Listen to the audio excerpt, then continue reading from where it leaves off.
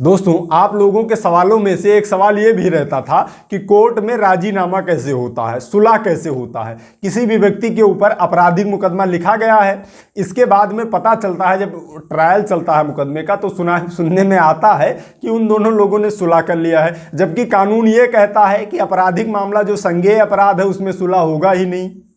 आपराधिक मामले में सुलह का कोई प्रावधान ही नहीं है। अगर आप अपराध कारित किए हैं तो आप दंड के भागीदार हैं, आपको सजा होने वाली है। तब फिर ये सुलह कैसे होता है कोर्ट में? आखिर काहे सुनने में आता है कि ये दोनों लोग सुलह कर लिए, और सुनने में ही नहीं आता है, सुलह करने के बाद में जिस व्यक्ति ने अपराध कारित किया होता है वह बरी होकर चला भी आता है, वह छूट भी जाता है। आखिर ये सुलह होता कैसे है? आइए आज के इस वीडियो में यही समझते हैं। दोस्तों नमस्कार, मेरा नाम ओम प्रकाश सांडिल्य है और आप देखना शुरू कर चुके हैं सांडिल्य स्कूल ऑफ लॉ। दोस्तों, जब कोई भी व्यक्ति कोई अपराध कारित करता है तो उसके खिलाफ सर्वप्रथम सूचना रिपोर्ट लिखी जाती है, FIR लिखी जाती है। इसके बाद में विवेचना होती है। विवेचना में भी वह व्यक्ति दोषी पाया जाता है। अगर विवेचना में दोषी नहीं पाया जाएगा तो उस FIR लगा दी जाती है, यानी वो व्यक्ति दोष मुक्त विवेचना से ही कर दिया जाता है, ट्रायल चलता ही नहीं है।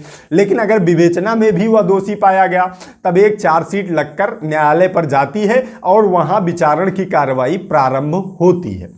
अब दोस्तों, इन सारी प्रक्रियाओं में लगभग समय लग जाता है। इसका तो 3 महीने विवेचना में, मिनिमम 3 महीने लग जाता है FIR में। इसके बाद में न्यायालय जाने में 1 महीने, इसके बाद में न्यायालय में सारे गवाह और उनको पेश करने का समय आते आते लगभग सालों बीत जाते हैं, साल 2 साल हो जाते हैं, 2.5 साल।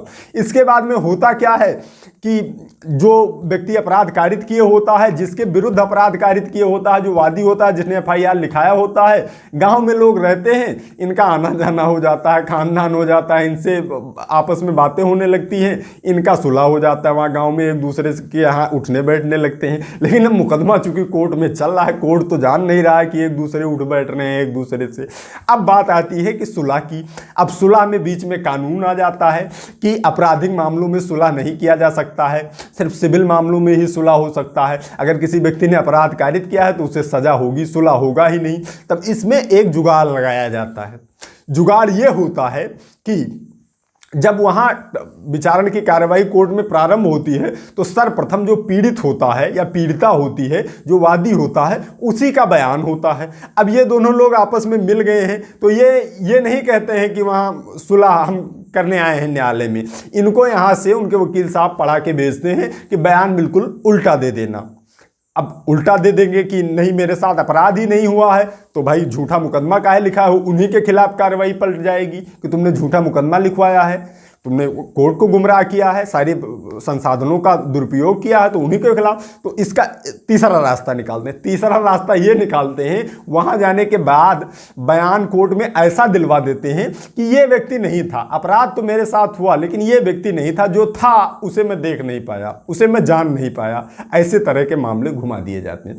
अब इस तरह से जब मामले घुमा दिए जाते हैं और स्पष्ट पहचान करके वादी ही बता देता है, पीड़ित ही बता देता है कि ये व्यक्ति अपराध में नहीं था, हमने वहां हल्ला गिदिर मचा, मेरे साथ जब ये हुआ हल्ला गुहार हुआ गांव वालों के कहने पर कि हाँ वो भी थे, हमने लिखा दिया। बाद में जब हमने विचार किया तो हमें पता चला कि ये व्यक्ति नहीं थे, इनसे 2 फुट लंबे थे वो वाले, या इनसे 2 फुट छोटे थे।